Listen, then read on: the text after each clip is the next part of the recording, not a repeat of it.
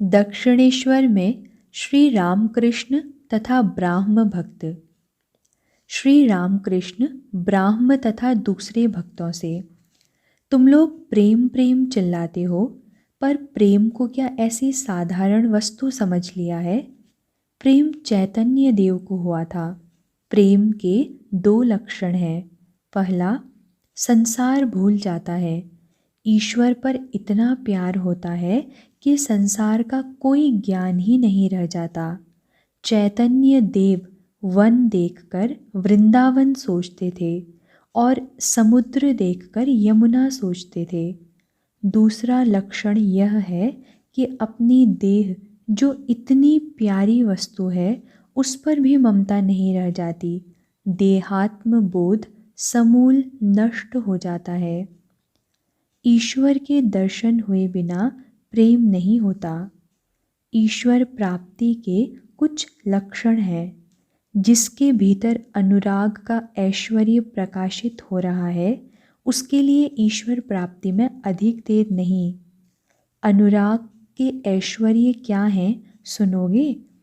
विवेक, वैराग्य, जीवों पर दया, साधु सेवा, साधु संग, ईश्वर का नाम, गुण कीर्तन, सत्य वचन, यह सब। अनुराग के ये सब लक्षण देखने पर ठीक ठीक कहा जा सकता है कि ईश्वर प्राप्ति में अब बहुत देर नहीं है। यदि मालिक का किसी नौकर के घर जाना ठीक हो जाए तो नौकर के घर की दशा देखकर यह बात समझ में आ जाती है। पहले घास फूस की कटाई होती है, घर का जाला झाड़ा जाता है, घर बुहारा जाता है। बाबू खुद अपने यहाँ से दरी, हुक्का वगैरह भेज देते हैं। यह सब सामान जब उसके घर आने लगता है, तब लोगों को समझने में कुछ बाकी नहीं रहता कि अब बाबूजी आना ही चाहते हैं। एक भक्त, क्या पहले विचार करके इंद्रिय निग्रह करना चाहिए? श्री रामकृष्ण, वह भी एक रास्ता है, विचार मार्ग। भक्ति मार्ग से अंतरिंद्रिय निग्रह आप ही आप हो जाता है और सहज ही हो जाता है।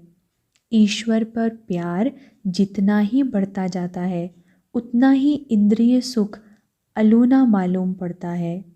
जिस रोज लड़का मर जाता है, उस रोज क्या स्त्री पुरुष का मन देह सुख की ओर जा सकता है?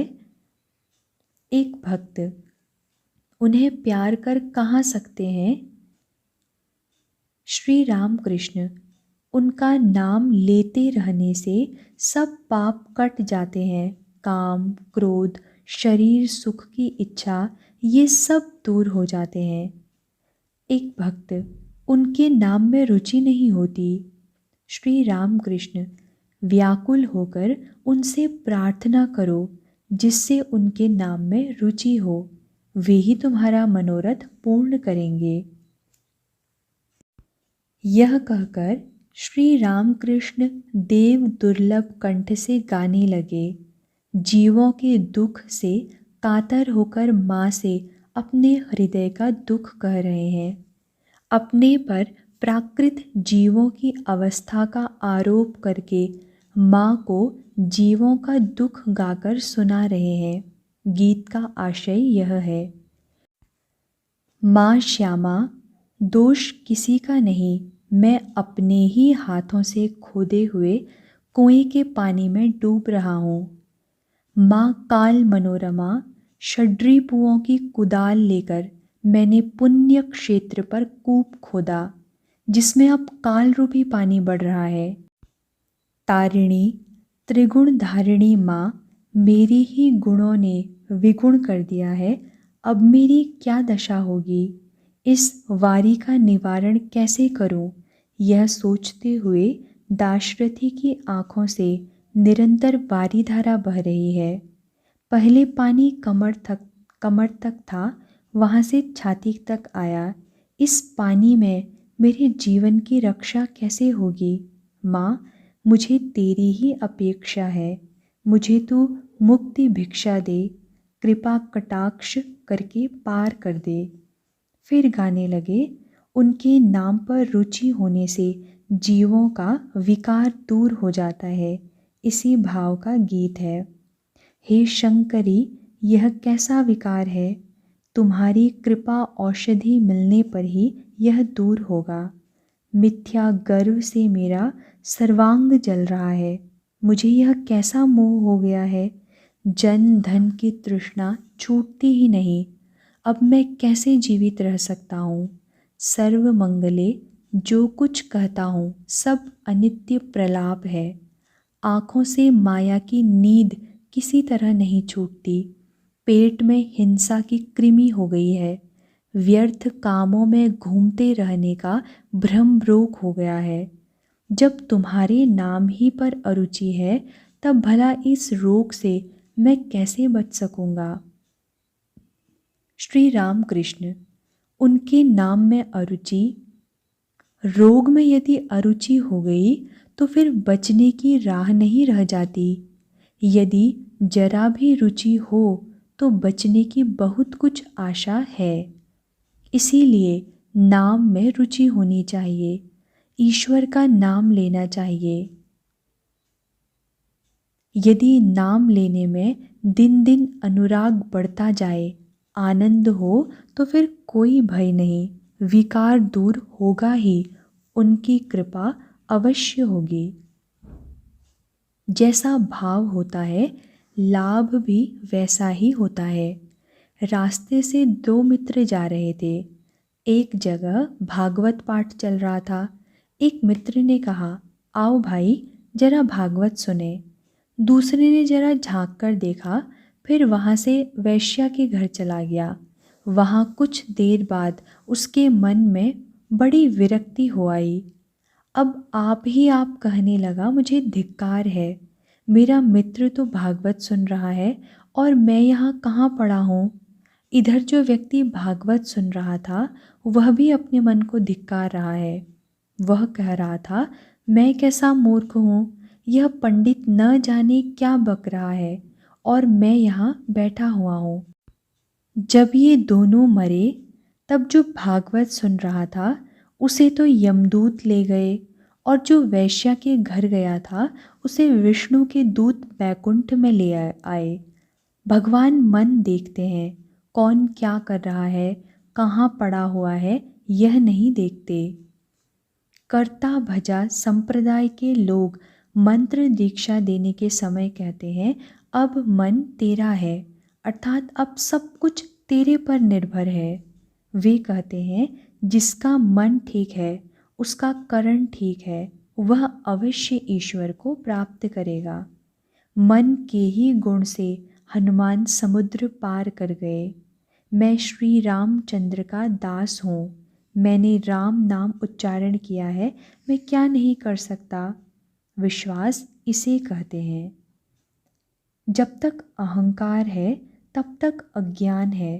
अहंकार के रहते मुक्ति नहीं होती।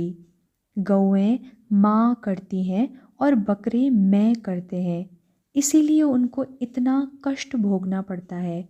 कसाई काटते हैं, चमड़े से जूते बनते हैं, ढोल मढ़ा जाता है, दुख की पराकाष्ठा हो जाती है।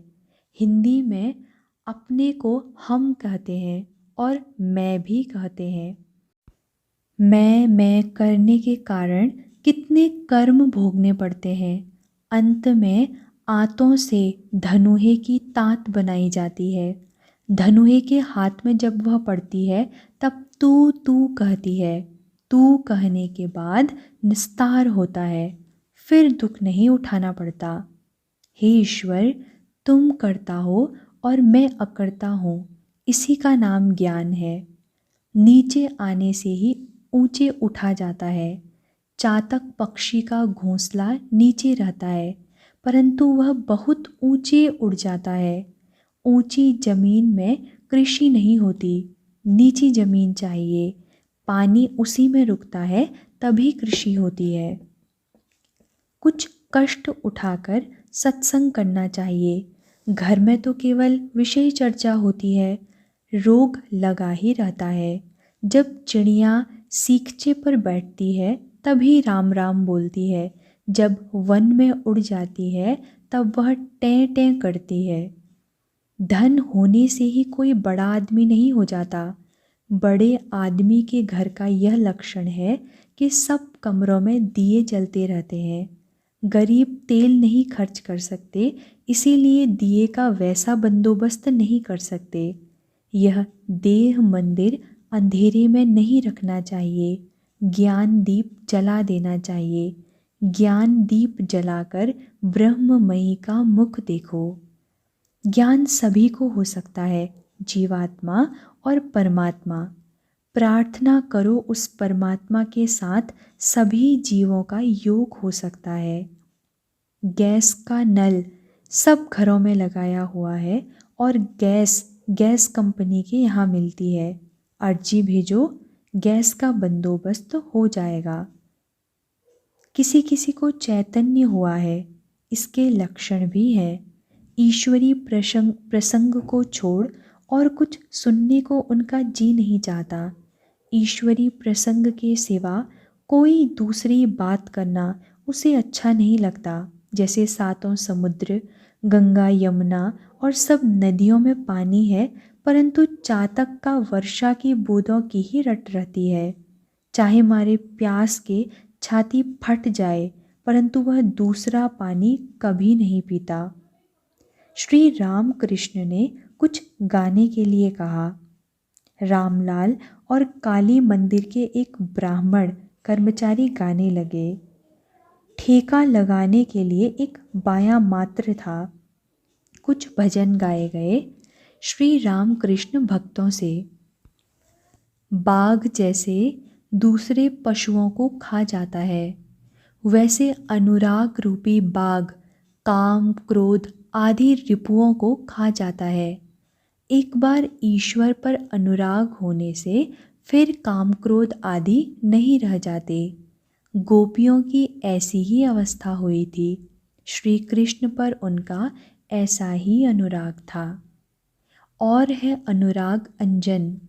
श्रीमती राधा कहती हैं, सखियों, मैं चारों ओर कृष्ण ही देखती हूँ। उन लोगों ने कहा, सखी, तुमने आँखों में अनुराग अंजन लगा लिया है, इसीलिए ऐसा देखती हो। इस प्रकार लिखा है कि मेढक का सिर जलाकर उसका अंजन आँखों में लगाने से चारों ओर सांप ही सांप दिख पड़ते हैं। जो लोग केवल कामिनी कांचन में पड़े हुए हैं, कभी ईश्वर का स्मरण नहीं करते, वे बद्ध जीव हैं। उन्हें लेकर क्या कभी महान कार्य हो सकते हैं? जैसे कौवे का चोंच मारा हुआ आम ठाकुर सेवा में लगाने की क्या खाने में भी हिचकिचाहट होती है। संसारी जीव, बद्ध जीव, ये रेशम के कीड़े हैं। यदि चाहें तो कोश को काटकर बाहर निकल सकते हैं, परंतु खुद जिस घर को बनाया है उसे छोड़ने में बड़ा मोह होता है। फल यह होता है कि उसी में उनकी मृत्यु हो जाती है। जो मुक्त जीव हैं वे कामिनी कांचन के वशीभूत नहीं होते। कोई कोई कीड़े जिस कोए को इतने प्रयत्न से बनाते हैं उसे काटकर निकल भी आते हैं, परंतु ऐसे एक दो ही होते हैं। माया मोह में डाली रहती है। एक दो मनुष्यों को ज्ञान होता है, वे माया के भुलावे में नहीं आते, कामिनी कांचन के वशीभूत नहीं होते। साधन सिद्ध और कृपा सिद्ध।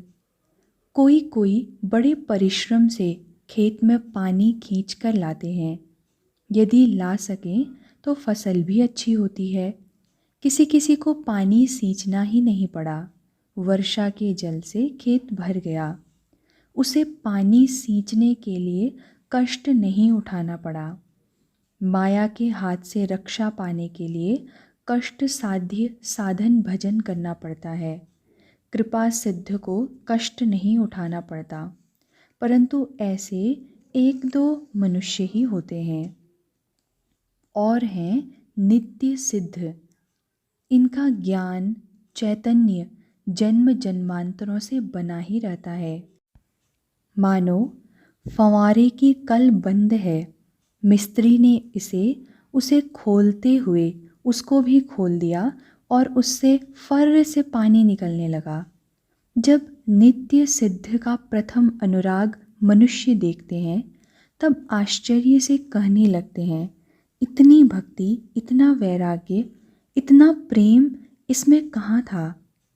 श्री राम कृष्ण गोपियों के अनुराग की बात कर रहे हैं। फिर गाना होने लगा। राम लाल गाने लगे।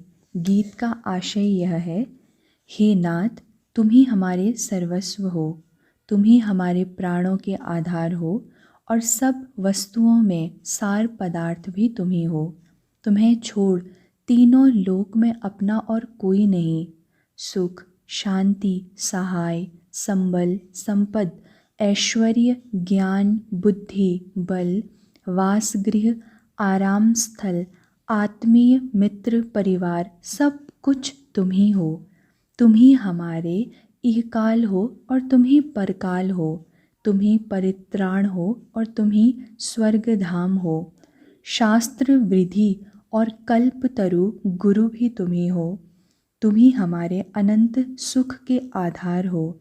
हमारे उपाय, हमारे उद्देश्य तुम ही हो।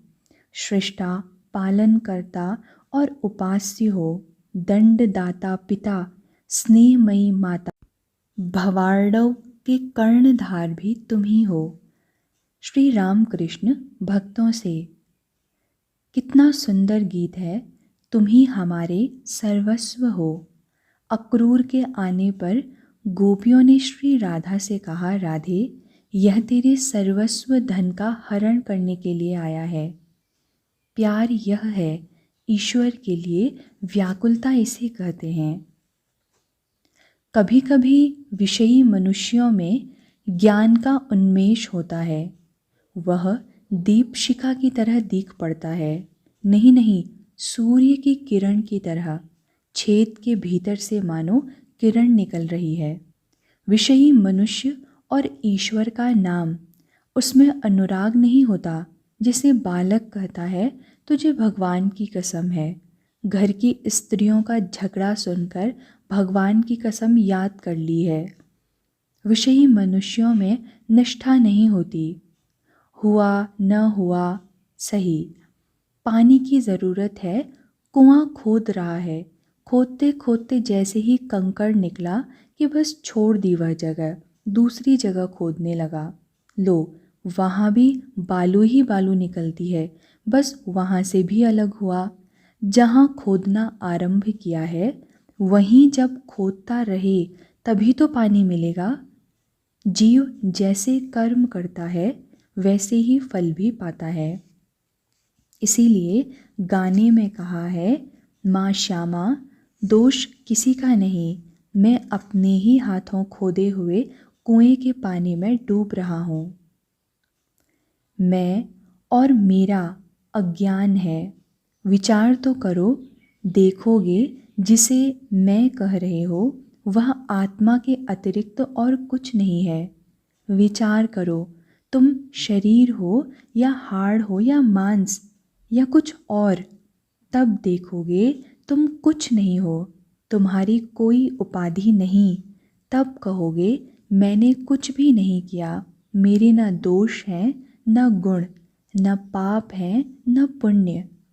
यह सोना है और यह पीतल।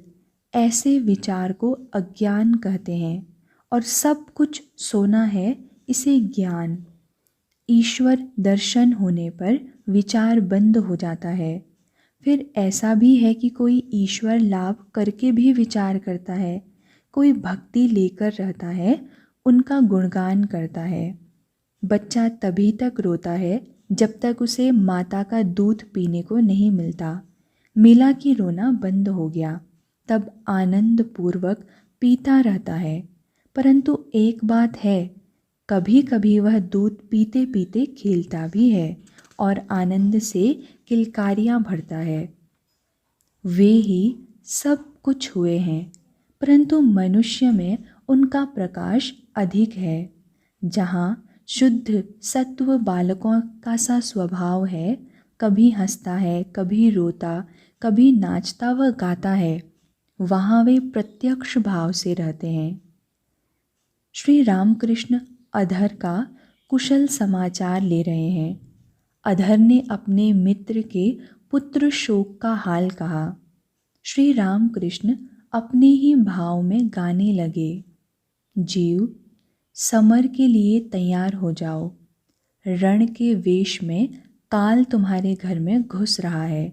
भक्ति रथ पर चढ़कर, ज्ञान तूण लेकर, रसना धनुष में प्रेम गुण लगा, ब्रह्ममयी के नाम रूपी ब्रह्मास्त्र का संधान करो। लड़ाई के लिए एक युक्ति और है। तुम्हें रथी की आवश्यकता न होगी यदि भागीरथी के तट पर तुम्हारी यह लड़ाई हो। क्या करोगे? इस काल के लिए तैयार हो जाओ। काल घर में घुस रहा है। उनका नाम रूपी अस्त्र लेकर लड़ना होगा। करता वे ही हैं। मैं कहता हूँ, जैसा कराते हो वैसा ही करता हूँ, जैसा कहाते हो वैसा ही कहता हूँ। मैं यंत्र हूँ, तुम यंत्री। आम मुख्तार उन्हीं को बनाओ। काम का भार अच्छे आदमी को देने से कभी अमंगल नहीं होता। उनकी जो इच्छा हो करें। शोक भला क्यों नहीं होगा?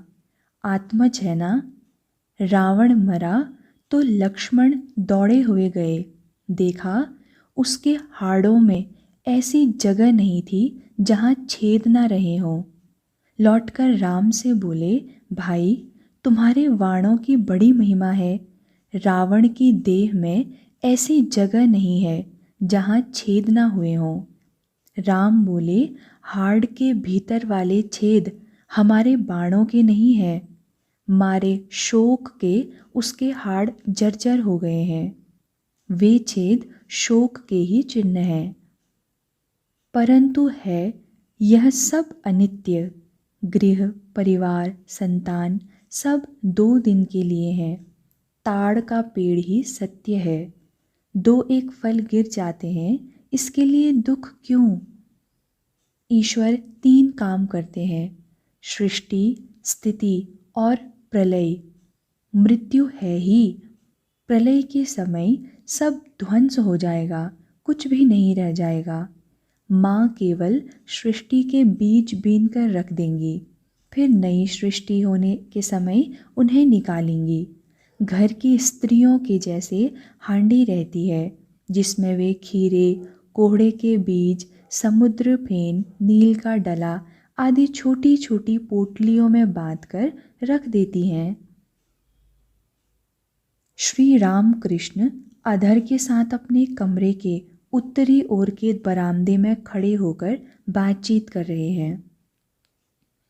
तुम डिप्टी हो, यह पद भी ईश्वर के लिए अनुग्रह से ही मिला है। उन्हें न भूलना। समझना, सबको एक ही रास्ते से जाना है। यहाँ सिर्फ 2 दिन के लिए आना हुआ है। संसार कर्म भूमि है। यहाँ कर्म करने के लिए आना हुआ है। जैसे देहात में घर है और कलकत्ते में काम के लिए आया जाता है। कुछ काम करना आवश्यक है, यह साधन है। जल्दी जल्दी सब समाप्त कर लेना चाहिए। जब सुनार सोना गलाते हैं तब धौंकनी, पंखा, फूंकनी आदि से हवा करते हैं, जिससे आग तेज हो और सोना गल जाए। सोना गल जाता है तब कहते हैं, अब आराम से चिलम भरो। अब तक पसीने पसीने हो रहे थे, पर काम करके ही तंबाकू पिएंगे। पूरी जिद चाहिए। साधना तभी होती है, दृढ़ प्रतिज्ञा होनी चाहिए। उनके नाम बीज में बड़ी शक्ति है। वह अविद्या का नाश करता है। बीज कितना कोमल है और अंकुर भी कितना नरम होता है, परंतु मिट्टी कैसी ही कड़ी क्यों ना हो, वह उसे पार कर जाता है, मिट्टी फट जाती है। कामिनी कांचन के भीतर रहने से वे मन को खींच लेते हैं। सावधानी से रहना चाहिए। त्यागियों के लिए विशेष भय की बात नहीं। यथार्थ त्यागी कामिनी कांचन से अलग रहता है। साधना के बल से सदा ईश्वर पर मन रखा जा सकता है। जो यथार्थ त्यागी हैं वे सर्वदा ईश्वर पर मन रख सकते हैं। वे मधुमक्खी की तरह केवल फूल पर बैठते हैं, मधु ही पीते हैं। जो लोग संसार में कामिनी कांचन के भीतर हैं उनका मन ईश्वर में लगता तो है, पर कभी कभी कामिनी कांचन पर भी चला जाता है। जैसे साधारण मक्खियाँ बर्फ़ी पर भी बैठती हैं और सड़े घाव पर भी बैठती हैं, हाँ, विष्ठा पर भी बैठती हैं। मन सदा ईश्वर पर रखना। पहले कुछ मेहनत करनी पड़ेगी, फिर पेंशन पा जाओगे। सुरेंद्र के मकान पर अन्नपूर्णा पूजा के उत्सव में श्री रामकृष्ण भक्तों से, जानते हो ना, अभिमान छोड़ना बड़ा कठिन है। अभी विचार कर रहे हो कि अभिमान कुछ नहीं है, परंतु फिर न जाने कहाँ से आ जाता है। बकरा काट डाला गया, फिर भी उसके अंग हिल रहे हैं। स्वप्न में डर गए हो, आंखें खुल गई, बिल्कुल सचेत हो गए, फिर भी छाती धड़क रही है। अभिमान ठीक ऐसा ही है, हटा देने पर भी न जाने कहाँ से आ जाता है। बस आदमी मुंह फुलाकर कहने लगता है, मेरा आदर नहीं किया। तृणादपि सुनीचेन तरोरिव सहिष्णुना। श्री रामकृष्ण, मैं भक्तों की रेणु हूँ। वैद्यनाथ आए हैं। वैद्यनाथ विद्वान हैं, कलकत्ता के हाई कोर्ट के वकील हैं। वे श्री रामकृष्ण को हाथ जोड़कर प्रणाम करके एक ओर बैठ गए। सुरेंद्र श्री रामकृष्ण से, ये मेरे आत्मीय हैं। श्री रामकृष्ण, हाँ, इनका स्वभाव तो बड़ा अच्छा है। सुरेंद्र, ये आपसे कुछ पूछना चाहते हैं, इसीलिए आए हैं। श्री रामकृष्ण वैद्यनाथ से, जो कुछ देख रहे हो सभी उनकी शक्ति है। उनकी शक्ति के बिना कोई कुछ भी नहीं कर सकता। परंतु एक बात है, उनकी शक्ति सब जगह बराबर नहीं है। विद्यासागर ने कहा था, परमात्मा ने क्या किसी को अधिक शक्ति दी है? तो मैंने कहा, शक्ति अगर अधिक न देते तो तुम्हें हम लोग देखने क्यों आते? तुम्हारे 2 सींग थोड़े ही हैं। अंत में यही ठहरा कि विभु रूप से सर्वभूतों में ईश्वर है, केवल शक्ति का भेद है। वैद्यनाथ, महाराज, मुझे एक संदेह है। यह जो फ्री विल अर्थात स्वाधीन इच्छा की बात होती है, कहते हैं कि हम इच्छा करें तो अच्छा काम भी कर सकते हैं और बुरा भी। क्या यह सच है? क्या हम सचमुच स्वाधीन हैं? श्री रामकृष्ण, सभी ईश्वर के अधीन हैं, उन्हीं की लीला है। उन्होंने अनेक वस्तुओं की सृष्टि की है, छोटी बड़ी, भली बुरी, मजबूत कमज़ोर, अच्छे आदमी बुरे आदमी, यह सब उन्हीं की माया है, उन्हीं का खेल है। देखो ना, बगीचे के सब पेड़ बराबर नहीं होते। जब तक ईश्वर नहीं मिलते तब तक जान पड़ता है हम स्वाधीन हैं। यह भ्रम वे ही रख देते हैं, नहीं तो पाप की वृद्धि होती। पाप से कोई न डरता, न पाप की सजा मिलती। जिन्होंने ईश्वर को पा लिया है उनका भाव जानते हो क्या है? मैं यंत्र हूँ, तुम यंत्री हो। वैद्यनाथ से, तर्क करना अच्छा नहीं। आप क्या कहते हैं? वैद्यनाथ, जी हाँ, तर्क करने का स्वभाव ज्ञान होने पर नष्ट हो जाता है। श्री रामकृष्ण, धन्यवाद। लोग सभी हंसने लगे। तुम पाओगे, ईश्वर की बात कोई कहता है तो लोगों को विश्वास नहीं होता। यदि कोई महापुरुष कहे मैंने ईश्वर को देखा है, तो कोई उस महापुरुष की बात ग्रहण नहीं करता। लोग सोचते हैं, इसने अगर ईश्वर को देखा है तो हमें भी दिखाए तो जाने। परंतु नाड़ी देखना कोई एक दिन में थोड़े ही सीख लेता है। वैद्य के पीछे महीनों घूमना पड़ता है, तभी वह कह सकता है कौन कफ की नाड़ी है, कौन पित्त की है और कौन वात की है। नाड़ी देखना जिनका पेशा है उनका संग करना चाहिए। क्या सभी पहचान सकते हैं कि यह अमुक नंबर का सूत है?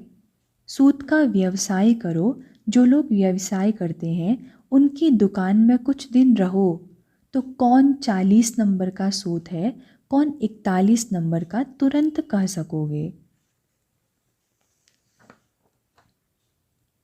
सीती के ब्राह्म समाज में ब्राह्म भक्तों के साथ। ब्राह्म भक्त: महाराज, मुक्ति का उपाय क्या है? श्री राम कृष्ण: उपाय अनुराग अर्थात उनसे प्रेम करना और प्रार्थना।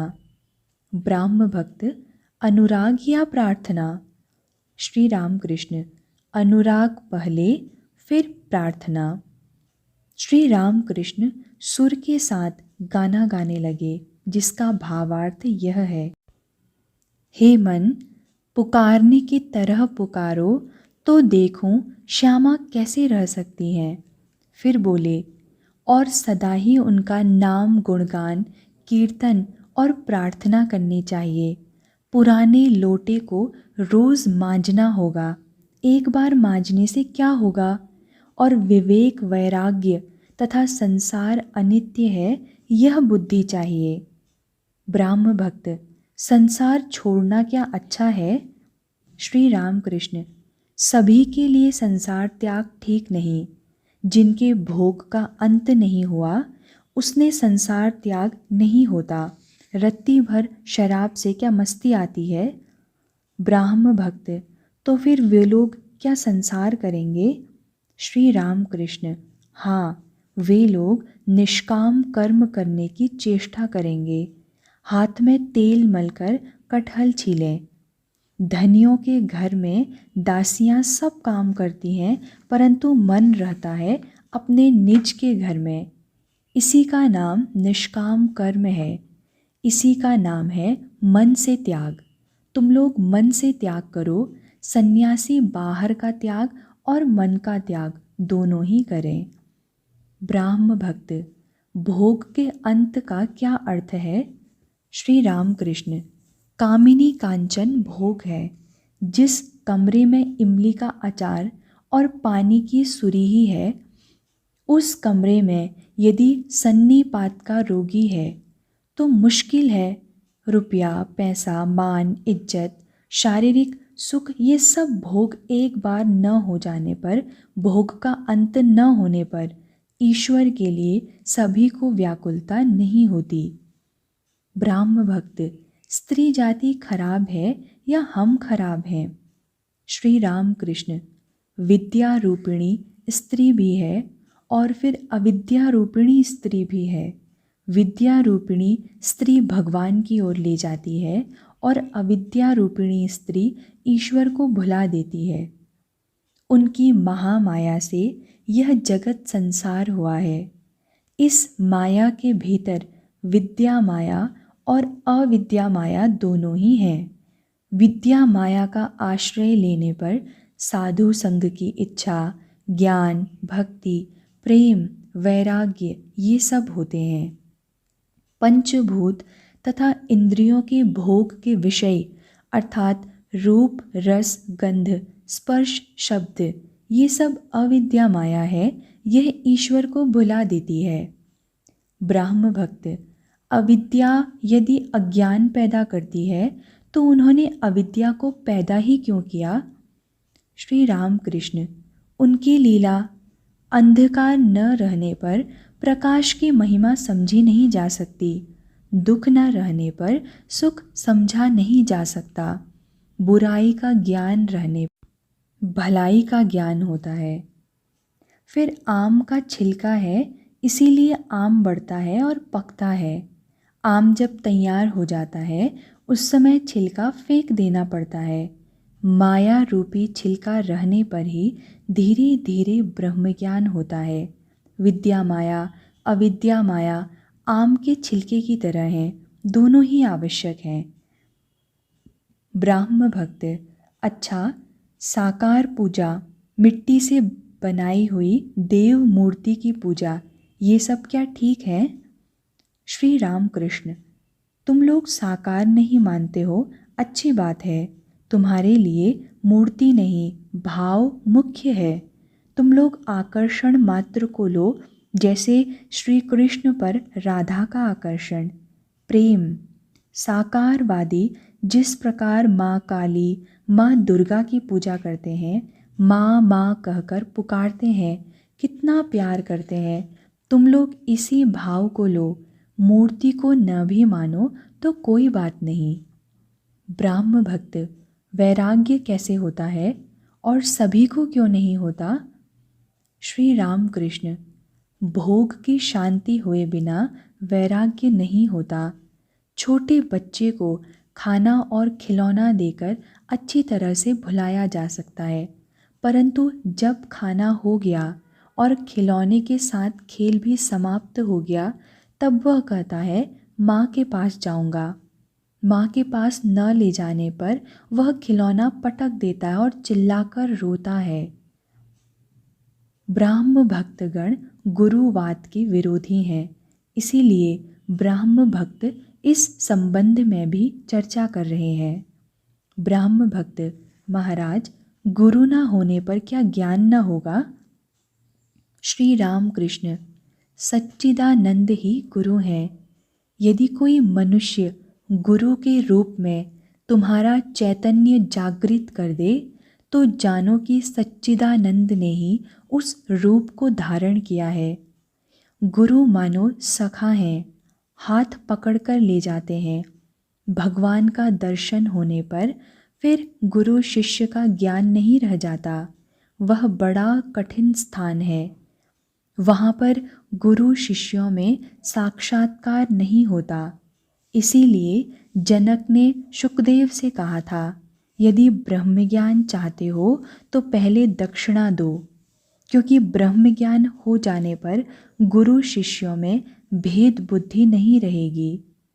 जब तक ईश्वर का दर्शन नहीं होता, तभी तक गुरु शिष्य का संबंध रहता है। श्री राम कृष्ण तथा आचार्य बेचाराम।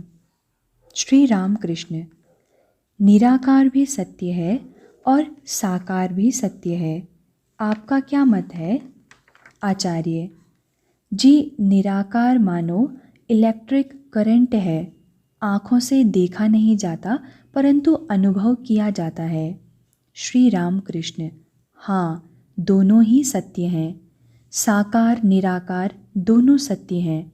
केवल निराकार कहना कैसा है जानते हो? जैसे शहनाई में 7 छेद रहते हुए भी एक व्यक्ति केवल एक ही आवाज़ करता रहता है, परंतु दूसरे को देखो कितनी ही राग रागिनियाँ बजाता है। उसी प्रकार देखो साकारवादी ईश्वर का कितने भावों से आस्वाद लेता है, शांत, दास्य, सख्य, वात्सल्य, मधुर, अनेक भावों से। असली बात क्या है जानते हो? किसी भी प्रकार से अमृत के कुंड में गिरना है, चाहे स्तव करके गिरो अथवा कोई धक्का दे दे और तुम जाकर कुंड में गिर पड़ो, परिणाम एक ही होगा, दोनों ही अमर होंगे। ब्राह्मों के लिए जल और बर्फ की उपमा ठीक है। सच्चिदानंद मानो अनंत जलराशि हैं। महासागर का जल ठंडे देश में स्थान स्थान पर जिस प्रकार बर्फ का आकार धारण कर लेता है, उसी प्रकार भक्ति रूपी ठंड से वे सच्चिदानंद भक्त के लिए साकार रूप धारण करते हैं। ऋषियों ने उस अतीन्द्रिय चिन्मय रूप का दर्शन किया था और उनके साथ वार्तालाप की थी। भक्त के प्रेम के शरीर भागवती तनु द्वारा इस चिन्मय रूप का दर्शन होता है। फिर है ब्रह्म अवांग मनस गोचरम, ज्ञान रूपी सूर्य के ताप से साकार बर्फ गल जाती है। ब्रह्म ज्ञान के बाद, निर्विकल्प समाधि के बाद फिर वही अनंत वाक्य मन के अतीत अरूप निराकार ब्रह्म, उसका स्वरूप मुख से नहीं कहा जाता, चुप हो जाना पड़ता है। मुख से कहकर अनंत को कौन समझाएगा? पक्षी जितना ही ऊपर उठता है उसके ऊपर और भी है। आप क्या कहते हैं? आचार्य: जी हाँ, वेदांत में इसी प्रकार की बातें हैं। श्री रामकृष्ण: नमक का पुतला समुद्र नापने गया था, लौटकर फिर उसने खबर न दी। एक मत में है, शुकदेव आदि ने दर्शन स्पर्शन किया था, डुबकी नहीं लगाई थी। मैंने विद्यासागर से कहा था, सब चीज़ें उच्छिष्ट हो गई हैं, परंतु ब्रह्म उच्छिष्ट नहीं हुआ। अर्थात ब्रह्म क्या है, कोई मुँह से नहीं कह सकता। मुख से बोलने से ही चीज़ उच्छिष्ट हो जाती है। विद्यासागर विद्वान हैं, यह सुनकर बहुत खुश हुए। सुना है केदार के उस तरफ बर्फ का ढका पहाड़ है, अधिक ऊंचाई पर उठने से फिर लौटना नहीं होता। जो लोग यह जानने के लिए गए हैं कि अधिक ऊंचाई पर क्या क्या है तथा वहाँ जाने पर कैसी स्थिति होती है, उन्होंने फिर लौटकर खबर नहीं दी। उठने से फिर लौटना नहीं होता। जो लोग यह जानने के लिए गए हैं कि अधिक ऊंचाई पर क्या है, वह वहाँ जाने पर कैसी स्थिति होती है, उन्होंने फिर लौटकर खबर नहीं दी। उनका दर्शन होने पर मनुष्य आनंद से विह्वल हो जाता है, चुप हो जाता है। खबर कौन देगा, समझाएगा कौन? 7 फाटकों से परे राजा है। प्रत्येक फाटक पर एक एक महा ऐश्वर्यवान पुरुष बैठे हैं। प्रत्येक फाटक में शिष्य पूछ रहा है, क्या यही राजा है? गुरु भी कह रहे हैं, नहीं, नीति नीति। 7वें फाटक पर जाकर जो कुछ देखा, एकदम अवाक रह गए, आनंद से विह्वल हो गए। फिर यह पूछना ना पड़ा कि क्या यही राजा है। देखते ही सब संदेह मिट गए। यतो वाचो निवर्तन्ते अप्राप्य मनसा सह। आचार्य: जी हाँ, वेदांत में इसी प्रकार सब लिखा है। श्री रामकृष्ण: जब वे सृष्टि स्थिति प्रलय करते हैं तब हम उन्हें सगुण ब्रह्म आद्या शक्ति कहते हैं। जब वे तीनों गुणों से अतीत हैं तब उन्हें निर्गुण ब्रह्म वाक्य मन के अतीत पर ब्रह्म कहा जाता है। मनुष्य उनकी माया में पड़कर उनके स्वरूप को भूल जाता है। यह बात को भूल जाता है कि वह अपने पिता के अनंत ऐश्वर्य का अधिकारी है। उनकी माया त्रिगुणमयी है। ये तीनों ही गुण डाकू हैं, सब कुछ हर लेते हैं, हमारे स्वरूप को ही भुला देते हैं। सत्व रज तम 3 गुण हैं। इनमें से केवल सत्व गुण ही ईश्वर का रास्ता बताता है, परंतु ईश्वर के पास सत्व गुण भी नहीं ले जा सकता। एक धनी जंगल के बीच में से जा रहा था। ऐसे समय 3 डाकुओं ने आकर उसे घेर लिया और उसका सब कुछ छीन लिया। सब कुछ छीनकर एक डाकू ने कहा, अब इसे रखकर क्या करोगे, इसे मार डालो। ऐसा कहकर वह उसे काटने गया। दूसरा डाकू बोला, जान से मत मारो, हाथ पैर बांधकर इसे यहीं पर छोड़ दिया जाए, तो फिर यह पुलिस को खबर नहीं दे सकेगा। यह कहकर उसे बांधकर डाकू लोग वहीं छोड़कर चले गए। थोड़ी देर बाद तीसरा डाकू लौट आया। आकर बोला, खेद है, तुमको बहुत कष्ट हुआ, मैं तुम्हारा बंधन खोले देता हूँ।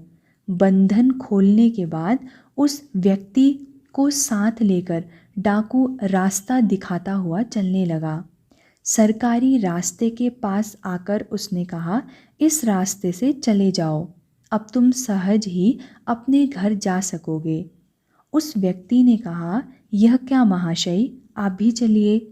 आपने मेरा कितना उपकार किया, हमारे घर पर चलने से हम कितने आनंदित होंगे। डाकू ने कहा, नहीं, मेरे वहाँ जाने पर छुटकारे का उपाय नहीं, पुलिस पकड़ लेगी। यह कहकर रास्ता बताकर वह लौट गया। पहला डाकू तमोगुण है, जिसने कहा था इसे रखकर क्या करोगे, मार डालो। तमोगुण से विनाश होता है। दूसरा डाकू रजोगुण है। रजोगुण से मनुष्य संसार में आबद्ध होता है, अनेक कार्यों में जकड़ जाता है। रजोगुण ईश्वर को भुला देता है। सत्व गुण ही केवल ईश्वर का रास्ता बताता है।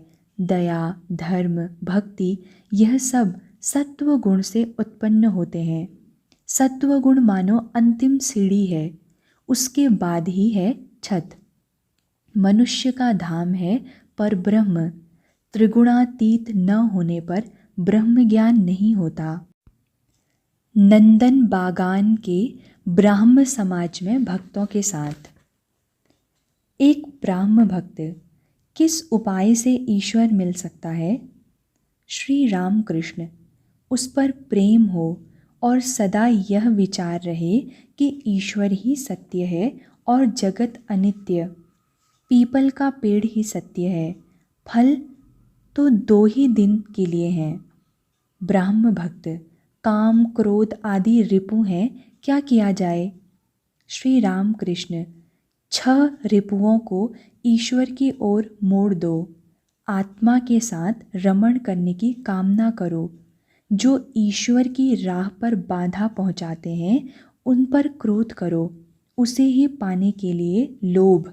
यदि ममता है तो उसी के लिए हो, जैसे मेरे राम, मेरे कृष्ण। यदि अहंकार करना है तो विभीषण की तरह। मैंने श्री रामचंद्र जी को प्रणाम किया, फिर यह सिर किसी दूसरे के सामने नहीं नवाऊंगा। ब्राह्म भक्त, यदि ईश्वर ही सब कुछ करा रहा है तो मैं पापों के लिए उत्तरदायी नहीं हूँ। श्री रामकृष्ण हंसकर, दुर्योधन ने वही बात कही थी। त्वया ऋषिकेश हृदय स्थितेन यथा नियुक्तोस्मि तथा करोमि। जिसको ठीक विश्वास है कि ईश्वर ही करता है और मैं अकर्ता हूँ, वह पाप नहीं कर सकता। जिसने नाचना सीख लिया है, उसके पैर ताल के विरुद्ध नहीं पड़ते। मन शुद्ध न होने से यह विश्वास ही नहीं होता कि ईश्वर है। श्री रामकृष्ण उपासना मंदिर में एकत्रित भक्तों को देख रहे हैं और कहते हैं, बीच बीच में इस तरह एक साथ मिलकर ईश्वर चिंतन करना और उनके नाम गुण गाना बहुत अच्छा है। परंतु संसारी लोगों का ईश्वर अनुराग क्षणिक है। वह उतनी ही देर तक ठहरता है जितना तपाए हुए लोहे पर पानी का छिड़काव। दक्षिणेश्वर में भक्तों के साथ। श्री रामकृष्ण मास्टर आदि भक्तों के प्रति। विद्वेष भाव अच्छा नहीं। शाक्त, वैष्णव, वेदांती ये सब झगड़ा करते हैं, यह ठीक नहीं। पद्मलोचन वर्धमान के सभी पंडित थे। सभा में विचार हो रहा था, शिव बड़े हैं या ब्रह्मा। पद्मलोचन ने बहुत सुंदर बात कही थी, मैं नहीं जानता, मुझसे न शिव का परिचय है न ब्रह्मा का। व्याकुलता रहने पर सभी पथों से उन्हें प्राप्त किया जा सकता है, परंतु निष्ठा रहनी चाहिए। निष्ठा भक्ति का दूसरा नाम है। अव्यभिचारिणी भक्ति, जिस प्रकार एक शाखा वाला वृक्ष सीधा ऊपर की ओर जाता है, व्यभिचारिणी भक्त जैसे 5 शाखा वाला वृक्ष। गोपियों की ठीक ऐसी ही निष्ठा थी कि वृंदावन के पीतांबर और मोहन चूड़े वाले गोपाल कृष्ण के अतिरिक्त और किसी से प्रेम ना करेंगी। मथुरा में जब राजवेश में सिर पर पगड़ी पहने कृष्ण को देखा तो उन्होंने घूंघट की आड़ में मुंह छिपा लिया और कहा, वह कौन है? क्या इसके साथ बात करके हम द्विचारिणी बनेंगी?